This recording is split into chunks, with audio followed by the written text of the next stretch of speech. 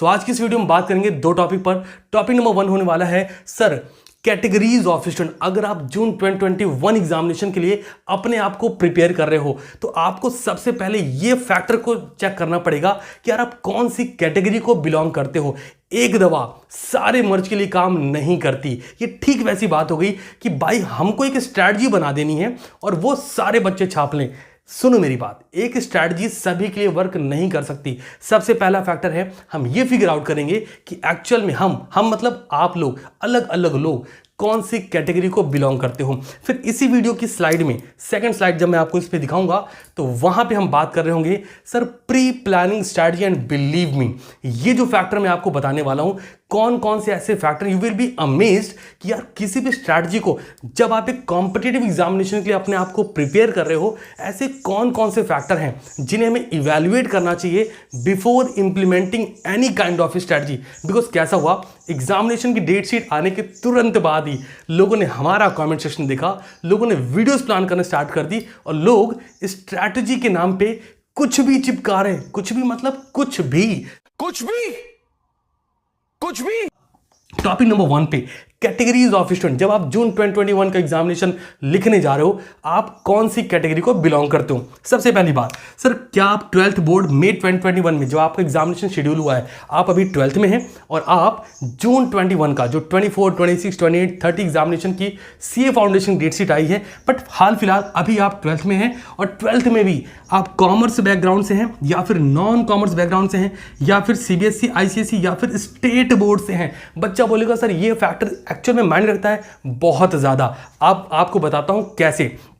अगर आप 12th CBSE board से, आईसीएसई बोर्ड से कर रहे हैं तो आपके पास कंसाइनमेंट का चैप्टर नहीं है, आपके पास जॉइंट वेंचर का चैप्टर नहीं है सर। लेकिन अगर आप स्टेट बोर्ड से हैं तो आपके पास एवरेज ड्यू डेट का भी चैप्टर है। सीबीएसई में ये भी नहीं है। Average due date, consignment, joint venture, ये सारे चैप्टर स्टेट बोर्ड के बच्चे के पास हैं तो ये उसकी स्ट्रेंथ है। इस बारे में बात करूंगा, चिंता ना करो। सबसे पहला फैक्टर है कि आपको देखना है आप 12th में से कौन से में है। सेकंड, आप एक ग्रेजुएशन कर रहे हैं, आप हो सकता है बीकॉम कर रहे हो कोई सेमेस्टर या फिर फर्स्ट सेकंड थर्ड ईयर हो या फिर बीबीए, बीएससी, ऐसे बहुत सारे एनी अदर एग्जामिनेशन जो ग्रेजुएशन के इक्विवेलेंट हैं और आपका एग्जामिनेशन भी अप्रैल मई के आसपास शेड्यूल हुआ है।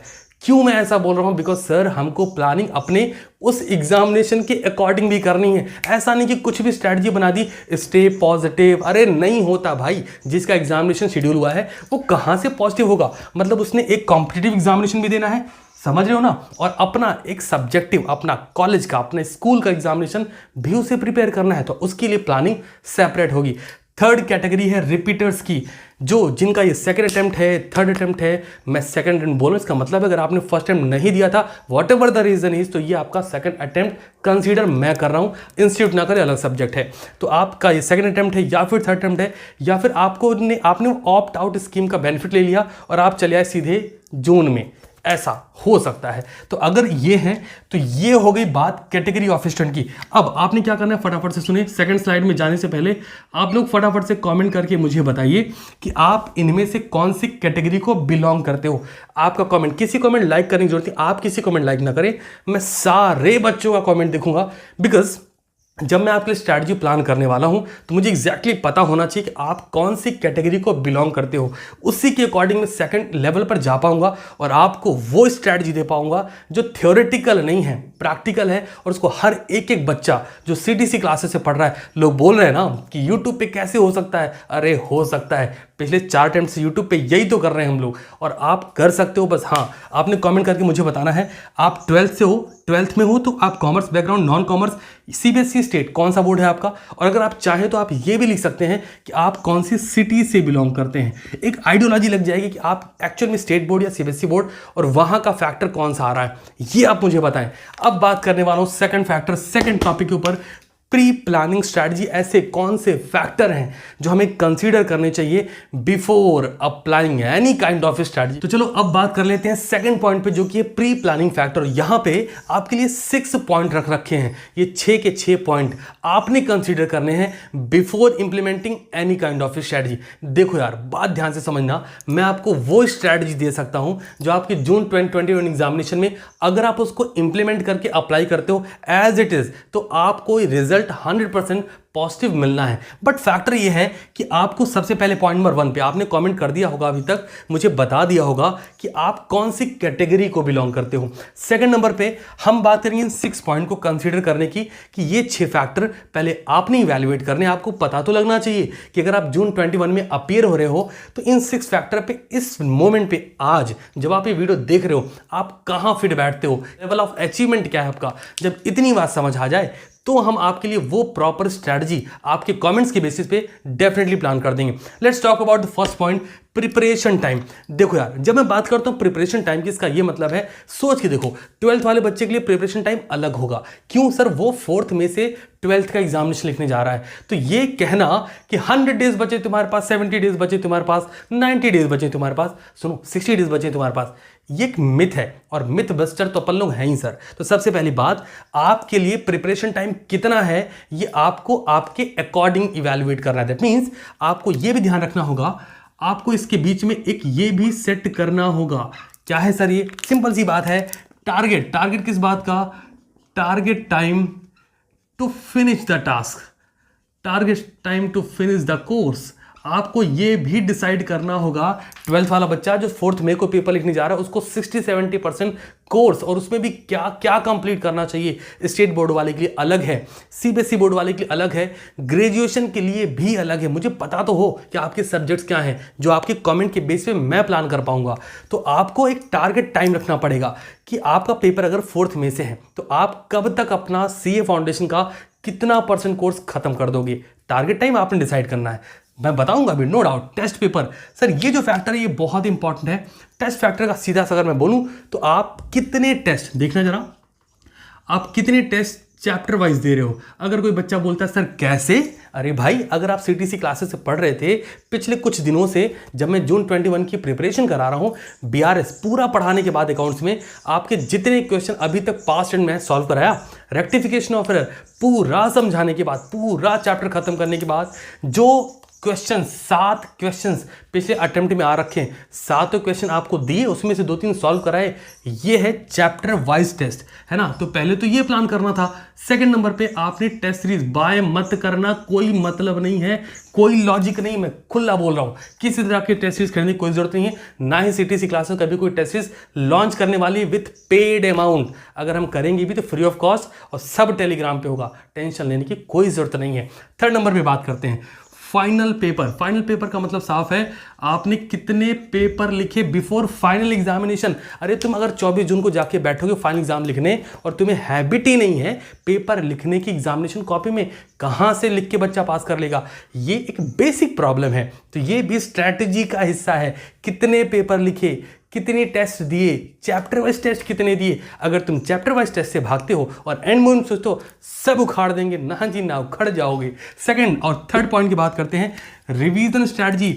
लोग बोलते हैं 3 रिवीजन कर लो, इसलिए मैंने 3 नंबर पर रखा है। हम ऐसा नहीं बोलते 3 कर लो, तुम 4 कर लो, 5 कर लो, it's completely up to you. आप कौन सी कैटेगरी को बिलोंग करते हो। अगर तुम रिपीटर हो, बैठ के कर क्या रहे हो, करो ना रिवाइज, क्या टेंशन आ रही है। अगर तुम सेकंड थर्ड अटेम्प्ट देने वाले हो फिर भी तुम इस ताक में बैठे हो कि अब कोई स्ट्रैटेजी बनाएगा फिर हम शुरू करेंगे, क्यों करोगे भाई? करो ना प्लान अपने अकॉर्डिंग, ये आपकी स्ट्रैटेजी है। प्रोफेशनल कोर्स को don't depend on anything any person, ना डिपेंड करो, मस्त स्ट्रैटेजी बनाओ, मस्त रिवीजन करो। बाकियों के लिए बताता हूं आपको, आपका फर्स्ट रिवीजन कैसे मिलेगा। जब मैं बिजनेस लॉ पढ़ा रहा था, मैंने आपको एलएलपी एक्ट जब पढ़ा के खत्म किया उसी के तुरंत बाद रिवाइज कराया। क्यों? रीजन बड़ा क्लियर था, कंपनीज एक्ट का रिवीजन बहुत जल्दी मिलने वाला है, सिलेबस खत्म हो चुका है कंपनी एक्ट का, तो वो भी रिवाइज कराऊंगा हर टॉपिक। ये है आपका फर्स्ट रिवीजन। और तो और इससे भी बेहतर फर्स्ट रिवीजन आप तब कर रहे होते हो जब मैं आपको टॉपिक पढ़ाता हूँ, फिर मैं बोलता हूँ इसको आज बैठ के रिवाइज कर लेना, संडे के दिन रिवाइज कर लेना। ये है फर्स्ट रिवीजन। फिर आपने क्या करना है, सेकंड रिवीजन। सेकंड रिवीजन में हम उन चीज़ों का ध्यान रखते हैं जो एग्जामिनेशन में रिपीटेटिव नेचर में आ रही है, उन पर फोकस ज़्यादा रखते हैं। फिर थर्ड रिवीजन। थर्ड रिवीजन क्या है सर? ये है डीआरएस, दंगल रिवीजन सीरीज, जो सीटीसी क्लासेस प्रोवाइड करती है ऑन यूट्यूब प्लेटफॉर्म। ये भी फ्री ऑफ कॉस्ट ही होता है, कुछ चार्जेस देने की जरूरत नहीं है। अगर ज़्यादा से ज़्यादा कुछ करने को बोलता हूँ तो बस वही है कि आप मैक्सिमम बच्चों तक ये वीडियोस चैनल्स को शेयर करो सो दैट सबकी हेल्प कर सके। और जो ये चला रहे हैं ना, फोर्थ पॉइंट की बात करते हैं, ड्रॉ योर जर्नी। इसमें कुछ बहुत स्पेशल है। ये जब मैं आपको स्ट्रैटेजी प्रॉपर वीडियो दे रहा हूँ बेस्ड ऑन योर कमेंट्स, तो मैं आपको ज़रूर से शेयर करूंगा। और ये फैक्ट बता रहा हूँ, कहते हैं शून्य से शिखर तक ये लेके जा सकता है।